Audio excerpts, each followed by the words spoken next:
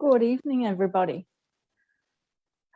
We're just waiting until it clicks over 6 o'clock.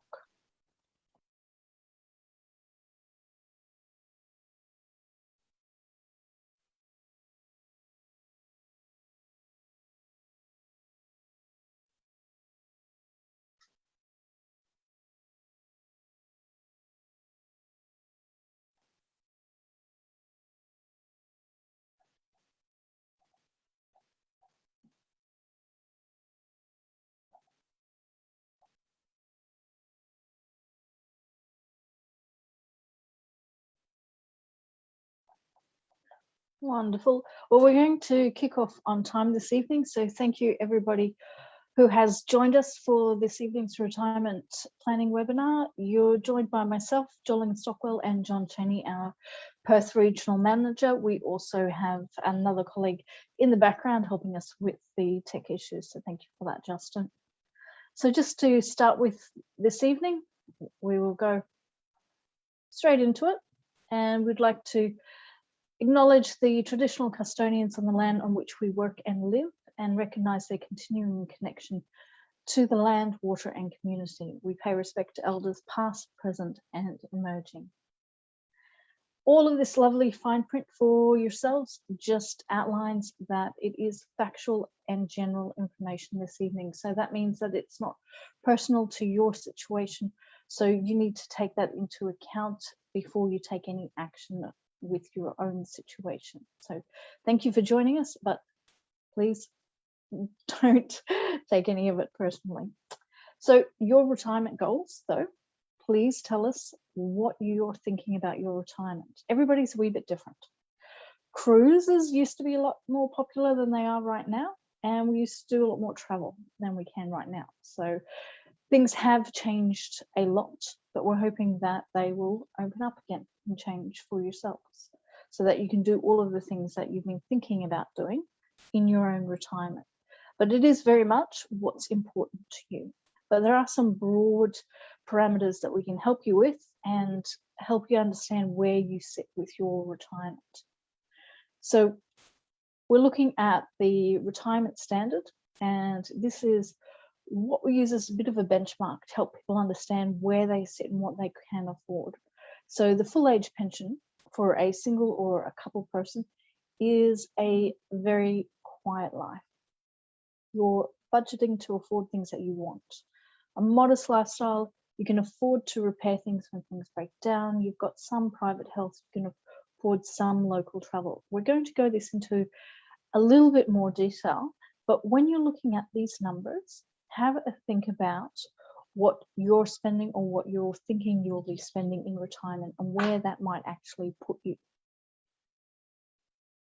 So with those details, age pension, as I mentioned, it's not comfortable, but a comfortable lifestyle is exactly that. It's what most people are thinking that they want to do. They want to be social. They want to spend time with their family. They want to be able to look at going out, having dinner. They want to have an annual holiday. They want to have private health insurance. If something breaks, they want to be able to fix it. Okay, this isn't an extravagant lifestyle, but it is nice and comfortable, and that's what we'd like.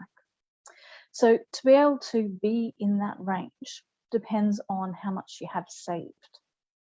So if you are looking at a comfortable lifestyle for a couple, you would need a lump sum in addition to the age pension of approximately $640,000. For a single person, it's not much less. You would need a lump sum in addition to the age pension of $545,000.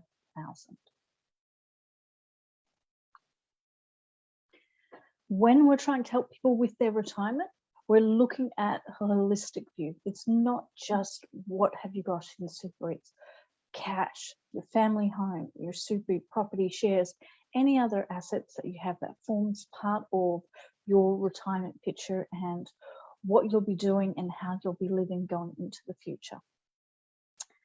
John, who has joined us, he's going to be talking about building up those savings for you. Over to you, John. Thank you, Jolene, and good evening, everybody. So superannuation basically is built up of growth within super and also the tax benefits. And as you can see on this slide, the earnings on investment earnings in super are taxed at 15%, and so are the earnings in a transition to retirement account. And you can see that once you get to the retirement stage with an account-based pension, the tax on earnings is 0. So those are the 3 different tax regimes.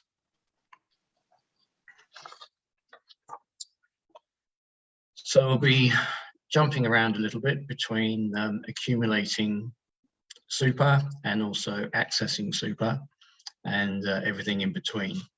So the 3 buckets we see here are the different stages at which you can access your super. So the first one, 58, 59, if you are contemplating a transition to retirement account or even contemplating full retirement, and you are age 58 or 59, you can actually do that at this stage. Things become a little bit more interesting from age 60. So if you were to cease an employment situation after age 60, you have access to your super, but things become really interesting from age 65 onwards, when you can have full access to your super even if you're still working. So going back to the accumulation stage, some people may be considering sacrificing some of their salary by paying that into their super.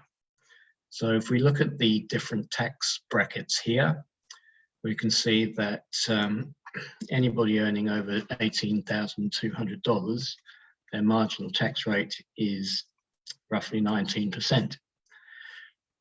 If you remember earlier on, I mentioned that super contributions are taxed at 15%. You can see that there's already an advantage at that salary level. And as we go through those different salary brackets, we can see that there is further advantage in potentially sacrificing to super based on those marginal tax rates. So here we have a simple example of how salary sacrificing to super would work. So this slide assumes that this person is earning $100,000, and we have 2 scenarios here. One where that person is not adding to their super with additional contributions, and one scenario where that person is adding to their super at 5%. So in the first column, which in fact is the middle column, this person is just taking their normal take-home pay, and you can see that after taking out tax, take-home pay is $2,884. If this same person was sacrificing to super at 5% of their salary, that is $192 per fortnight, which therefore reduces their taxable income and also their take-home pay. But you can see that even though they're sacrificing $192 per fortnight to their super, the difference between their take-home pay, if they weren't sacrificing super, is only $127. So you can see that there is an advantage there from a tax point of view, and also accumulating to super. So there's a lot of jargon in superannuation, and I do apologise for that, but there are different types of contributions to super, namely pre-tax and after-tax contributions. And pre-tax contributions in the superannuation world are called concessional contributions. Now, anybody who has been salary sacrificing in the past may be aware that the concessional contribution limit was $25,000.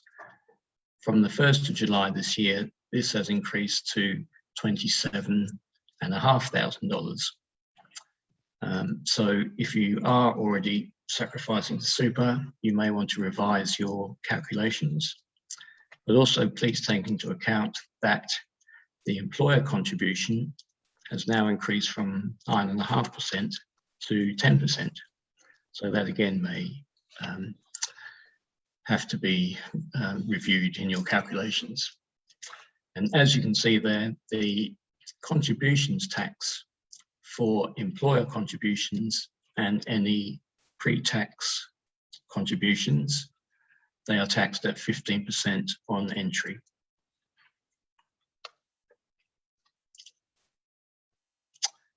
So I just talked about pre-tax contributions. I'll now talk about after-tax contributions, which in our world are called non-concessional contributions. And again, the limits have changed from the 1st of July. So starting from the far right-hand column, anybody who is 75 and over can no longer contribute to super. Between the ages of 67 and 74, where the work test applies, you can contribute up to $110,000 into your super. That has increased from $100,000. And the other change is for anybody under the age of 67. The annual amount is $110,000 per annum. And in fact, you can bring forward 2 years worth of those 110,000 to make that at 330,000 to be made in one go, bearing in mind that for the next 2 years, if you were to do that, you cannot put any additional after-tax contributions into your super. Other ways that you can contribute are as shown. So downsizer is a method whereby if you've been living in your principal residence for over 10 years and you were to sell that residence, in addition to the limits which I just mentioned, you can put in another $300,000 per person into your super. Up until July of next year, the eligible age is 65. That will be reduced to age 60 from July of next year. And other ways to contribute are through spouse contributions, whereby you can get a tax rebate of up to with a $3,000 contribution. And the last one, of course, is consolidation. So if you have more than one super fund, you may want to consider bringing them together into one fund so that there's only one set of fees and you know where your super is and not lying around in different accounts. So those are some of the ways to contribute to your superannuation. And once back to Jolie. Thanks, John. And once you have built up your super and you're in the retirement stage, so what we're focusing on here is people who have met a condition of release to unlock your super. So those conditions are just briefly that you're fully retired, you don't intend to work 10 or more hours in any given week. If you're between 60 and 64, if you have changed employers, or if you've turned 65, regardless of what you're doing, you have full access. So we're either looking at people who have retired, ticked one of those boxes, or they are over 65, because then you can access your super via lump sum or via income streams. During your working life, you're busy building up your super, you're building up that nest egg. So you've put in contributions along the way, you've been invested along the way, and now you're getting to the fun stage where you can start to access and use that money and not turn up to the office every day. So you can take regular fortnightly, monthly payments, whatever you wish with that pension account. You will have full access, so you can take ad hoc lump sums at any point for the unexpected as it may happen. And the key difference there compared to a super account is that the investment earnings are tax-free in this stage. So with that in mind, I mentioned those ages.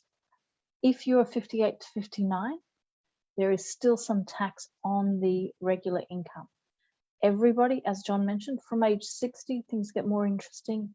Any access, any withdrawal, whether it's income or lump sum from age 60 is tax-free for everybody, okay?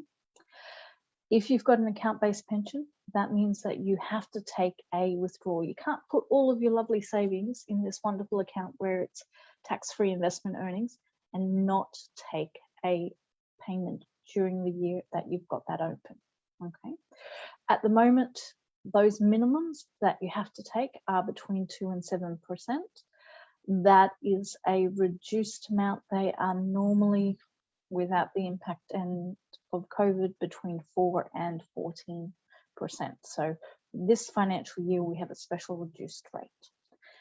If you have a transition to retirement, you have a maximum of 10%. When you move into that retirement stage, you have the choice of 2 different types of retirement products. The first one is RetireChoice, and it is all about the investment choice. So you can choose where you're invested. And if you choose a couple of different options, all those options, you can choose which one you want to use for your pension payments first. So for example, if someone really likes international shares and they just want to put a little portion of their money in that and leave it alone, then they can choose to have their payments come out from any of their other investment options. Okay, so again, choice of investments and choice of where you get your payments from. Some people don't like playing with their super very much. They want to set it, they want to forget it. So we have RetireSmart. So this particular option doesn't give you the choice of where your money is invested. It doesn't give you the choice of where you take your payments from. It is pre-designed so that part of your money will be permanently invested and making interest for you, and you will have a cash bucket where your payments are coming from. So this is how it works. Your growth assets, this is where you're making your money. Distributions go into your cash pot. Your pension payments come out of your cash pot. So you don't have to choose which investment option it's coming out. It will automatically do that for you. Our biggest question that we have is not so much where do I put the money and what do I do with it, but when can I get there? Do I have enough? And we get questions about the impacts of market changing events, and COVID, GFC, these are the type of market changing events. So when we're looking at longevity, we're looking at how does your money last as long as you do and as long as you need it to. So we've got an example to share with you. Okay, so with this couple, they've just hit 65, they've got 300 each, so they're just shy of that 640, they've got 600,000 between them, but they really do want to hit that 63 target for that comfortable lifestyle that we mentioned earlier. Okay, so it's a nice and easy example. They don't have any extra cash in the bank or shares in property. So what does their future and their longevity look like? Not too bad. They retire at 65 and a half. A year later, they're eligible for the age pension, and they do hit their 63 target all the way through until age 93. The reason their money lasts as long as it does is the combination of the age pension. So in the first year, they're not yet age pension age. So that purple bar shows they're just using up their own retirement savings. But then they tick over, they become age pension eligible. Initially, they don't get the full age pension because they've still got a bit of money behind them, but it gradually increases until they are receiving the full age pension. And because they're using that as the base income, their own savings get to last a lot longer for them. So how do you get the age pension? There are rules. Biggest one, age. You've got to hit your age pension age. Got to be an Australian resident, and you've got to have a look at your assets and your income, because Centrelink's going to look at them and they're going to see how you stack up against their tests to determine, A, are you eligible for something? If you are eligible for something, how much? Now, we do have age pension and Centrelink seminars through the year where we go into a lot more detail about that, but this will give you a nice overview of how they work. So have a look at your birthday. This is birthdays with coming up to the age pension age if you're not already eligible. Okay. Keep in mind, this is when you're eligible for the age pension. For super, as soon as you hit 65, you have full access. So it's different age. So I mentioned they're looking at your assets and their income. So this is for a single homeowner, okay, and a single non-homeowner. So obviously, if you're renting, you're going to need more money behind you because it's more expensive to live. So Centrelink gives you a bigger allowance of what you're allowed. So if you're in the purple range, you are going to get the full age pension. If you are in the blue range, you're going to get a part age pension, but as soon as you hit those upper limits, then the age pension drops off. So it could be that you start getting the age pension, or it could be that maybe you don't get it for a year or two, but then your assets drop off and you do get it. A couple, you get a bigger allowance. There is two of you, but the same rules apply. A non-homeowner, the two of you are going to need more money for rent. Okay, so you get a larger asset base that you're allowed to play with. Now, Centrelink will look at both your assets and your income. And what they will do is they'll look at these tests and they'll say, okay, if person A has assets under the asset test, great. What about income? What if their income is in the orange zone?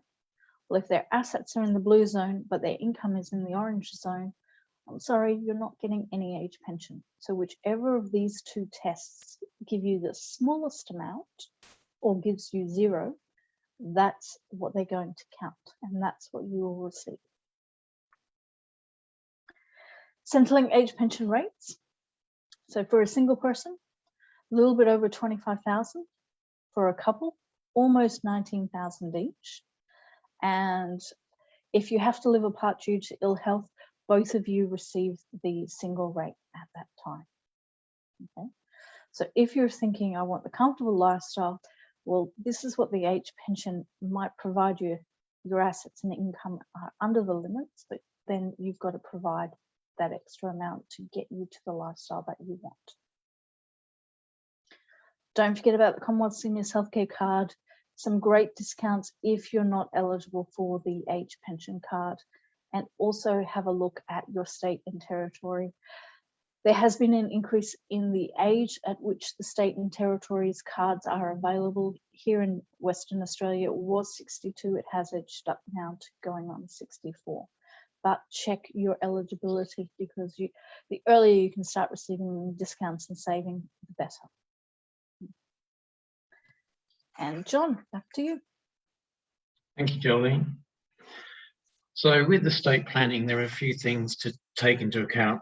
Number one, everybody should have a will. And unfortunately, everybody does not have a will. So maybe a note to self is to look into that. We cannot help with that directly, but if you do contact us, we will be able to refer you to an agency that does. We don't have time to go through powers of attorney, but that is a complex area in itself. But what I will mention is a nomination of beneficiaries. So if you have a superannuation account or a pension account with us, or in fact with anybody, it's highly recommended that you have a current nomination of beneficiaries in the event of your death. And there are two types of beneficiaries. One is a binding nomination, and the other is a non-binding nomination.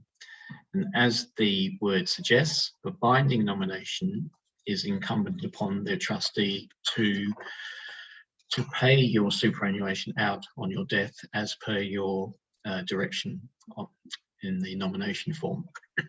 In non-binding beneficiary, that gives the trustee of the fund a good idea as to whom you would like your super paid to, but the trustee is not bound to follow those instructions. And in fact, it is a longer process to come to the actual payment of your superannuation if you have a non-binding nomination. So I would strongly suggest that everybody on this webinar review their situation, and if necessary, take some action with that. Aged care. So this is an area which is becoming more important as time goes by. Not only could it involve your own needs, but it could also involve planning for others. If, for example, you have aged parents. So we do have webinars on this topic, and please look out for those in the future. So how can a financial planner assist? First of all, the most obvious one is that a planner can save you money on your retirement. They can also help you maximize Centrelink if you're eligible. They can also tell you how long your money will last in retirement, which is obviously a very important area for most people. Looking at your goals, not only short and medium term, but the long term. So there is a holistic approach which our planners take, and it can cover all different areas. I just mentioned estate planning. So those are areas which we can help, and also advise on non-super investments. Not everybody wants to have superannuation as their only retirement nest egg, if you like. So there are other options which are available to you. And I'm going to jump on in here, John. A lot of people, when you're looking at advice, really every area that we can help you with is going to fall into two categories. One is tangible. So this is how can you save more money? How can you do more with your money? The other one is intangible. Sometimes there's a lot of help that you can get from just understanding the path forward that you have in retirement and where you're heading. So the value of advice that you get from coming to see us is to cover off both of those things. It is to cover off, hopefully, let's save and make you money along the way, but also that peace of mind from being able to see where you're headed will hopefully help you. And you've got a few options. So John and Ray and our call center and customer service team, they can provide a lot of general advice for you. So they can provide you with advice around these are the rules. People may consider X, Y, Z with those. If you've got a little bit of time, we have a team of phone-based financial planners. They can advise you on topics within your super only. So your investment choice, your contributions, your insurances that you have within your super, and that's part of your membership with Australian Catholic. So you get access to qualified financial planners over the phone at no additional cost.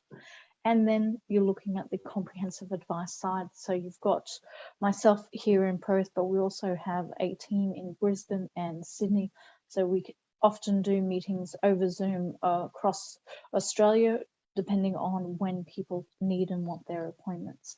And comprehensive, this is where we take that holistic view. We look at not just your super with Australian Catholic, it could be your partner's super, it could be investments outside of super, it could be I've sold an investment property, what do I do now? So we really look at all areas, including Centrelink and external investments, external super funds as well. Back to you, John. Okay, so we're on the home stretch now, but I do want to just mention about your future, your super. Not many people are aware of this recent legislation, which first came about in October of last year. There's been a lot of lobbying between the government and industry bodies, and it was first legislated in June of this year and commenced from the 1st of July. There was a lot of conjecture and a lot of confusion, as I mentioned, and in fact, one of the areas which has come out is about the performance test of various funds, in particular the default option of superannuation funds over a 7-year period. Now, unfortunately, we were advised at the end of August of this year that Australian Catholic Super, the default option being lifetime one, had not passed the test as such.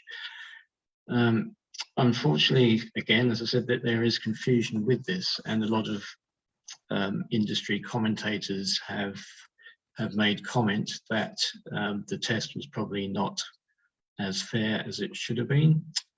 So in terms of lifetime one, Australian Catholic Super introduced this 3 years ago, and therefore, if you consider that this first test is over a 7-year period, then you can see that the test probably is flawed from the very beginning.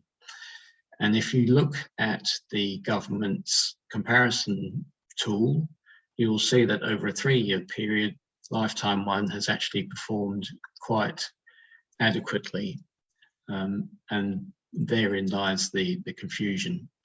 So we do acknowledge that a number of years ago, the previous default option was not performing, and that was one of the reasons that this was changed in May 2018 to the lifetime one cycle, which we now have. So a little bit of background with that one.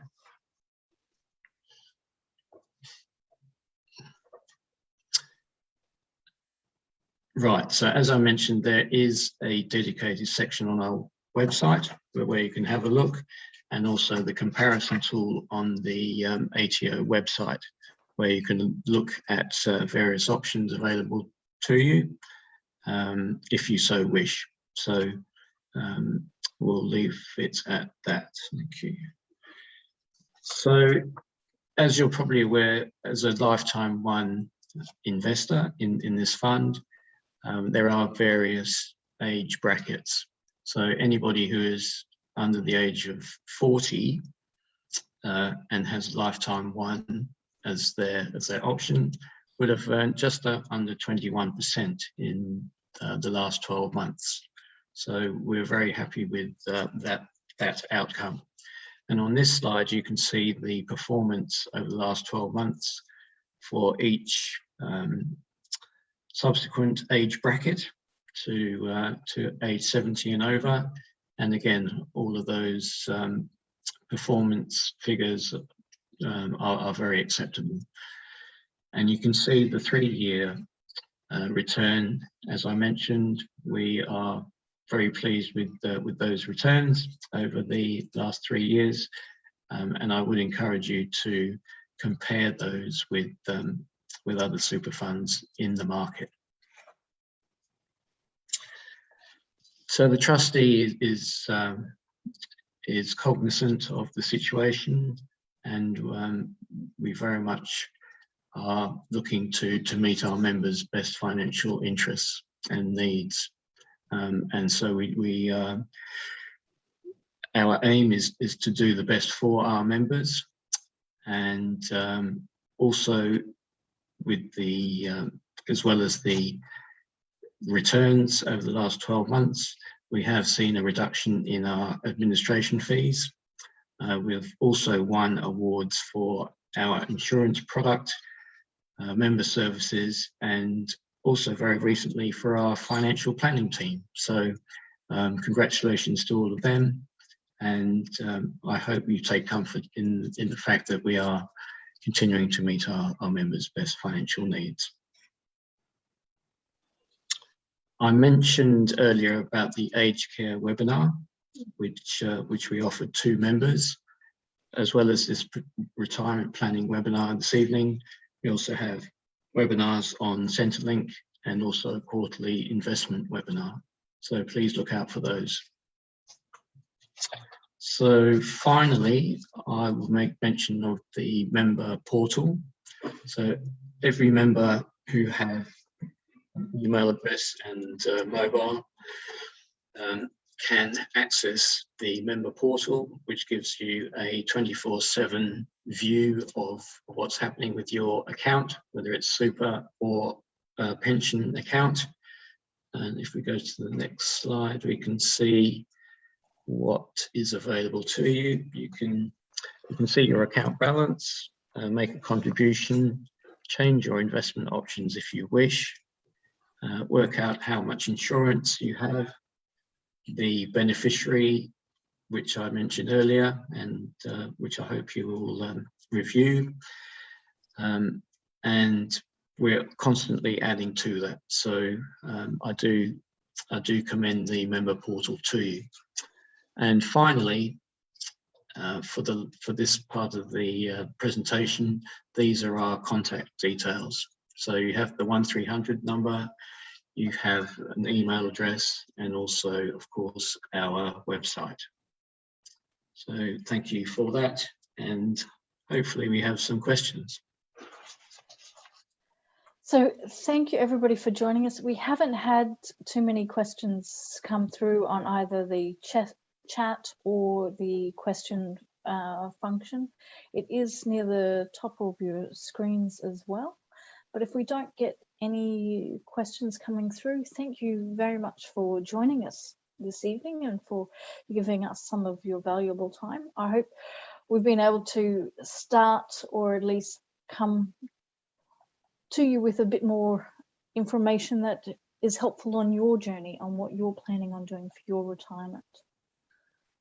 So I'm just going to wait for just a little bit longer and see if anything does come through.